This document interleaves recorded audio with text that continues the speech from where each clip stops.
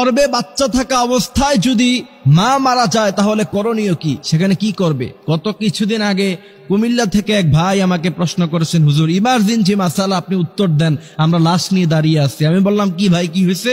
তিনি বলছেন, আমরা হসপিটালে নিয়ে গিয়েছিলাম এক অন্তঃসত্ত্বা মাকে, সেখানে নেওয়ার পরে একটু পরেই ডেলিভারি হওয়ার কথা, ডাক্তার ভুলে কি ইনজেকশন দিয়েছে, তার কারণে 1 মিনিটের মাথায় অন্তঃসত্ত্বা মা সে মুহূর্তের মধ্যেই দুনিয়া থেকে চলে গিয়েছে, বিদায় হয়ে গিয়েছে।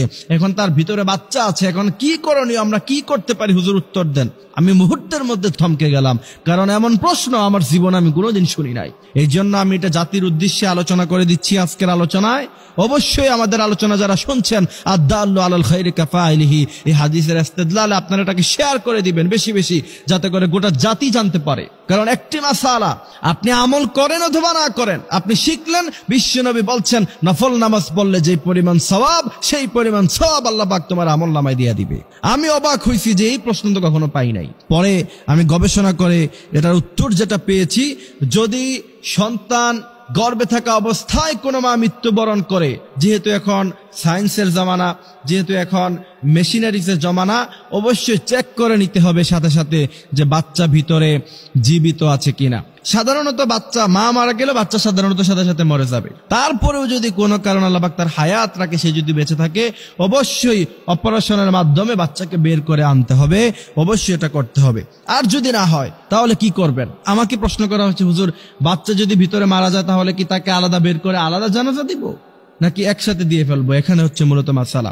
যদি আপনি চেক করার পরে দেখেন যে না, বাচ্চাও দুনিয়া থেকে চলে গেছে, তাহলে অবশ্যই আপনি মায়ের পেটকে চিরাফারা করে, ইসলাম এটাকে সাপোর্ট করে না। মৃত্যুর পরে পোস্টমর্টম যেটা করা হয় বর্তমানে, যদি একান্ত কোনো প্রয়োজন না পড়ে, সাধারণ কোনো কারণে পোস্টমর্টম করা ইসলাম এটাকে জায়েজ করে নাই। যদি দেখেন যে বাচ্চাও ভিতরে মারা গেছে, মাও মারা গেছে, এমত অবস্থায় অবশ্যই দুইজনকে একসাথে জানাজা দিয়ে একই কবরে তাদেরকে দাফন করে দিতে হবে, বাচ্চা সেখান থেকে বের করা যাবে না। এই জন্য প্রিয় ভাইরা আমার, দুনিয়া নিয়ে এত আয়োজন, এত কিছু, অথচ একটু আগেই সে বাবা জানতেন না, সে স্বামী জানতেন না যে সে খুশিতে ছিল যে একটু পরে আমার সন্তান আসবে, আমি মানুষকে মিষ্টি খাওয়াবো, মিষ্টির টাকাটাও পকেটে এখনো পর্যন্ত আছে। কিন্তু 1 মিনিটের ব্যবধানে আল্লাহ কি করে দিলেন, তার সন্তানও নাই, তার প্রিয়তমা স্ত্রী, যার সাথে এত কাল এত সময় সে কাটিয়েছে, কত আলাপ, কত খুনছুটি, যা আমার মেয়ে হলে এই নাম রাখবো, ছেলে হলে এই নাম রাখবো, কত আলাপ আলোচনা, কত কিছু, কত গল্প, কিন্তু কোথায় গেল? 1 মিনিটের মাথায় তার বাচ্চাও নাই, তার প্রিয়তমা স্ত্রীও নাই। এর জন্য প্রিয় ভাইয়েরা আমার, দুনিয়ার জীবনটা হচ্ছে ক্ষণস্থায়ী। এই ক্ষণস্থায়ী জীবন আমরা আল্লাহর পথে যেন পরিচালিত করতে পারি, বিশ্বনবী সাল্লাল্লাহু আলাইহি ওয়াসাল্লামের দেখানো তরিকা, সাহাবাদের দেখানো তরিকা, বিশ্বনবীর সুন্নাহ দিয়ে যাতে করে আমাদের জীবনটাকে আমরা গঠন করতে পারি, সে তৌফিক আল্লাহ পাক আমাদের সবাইকে দান করুক।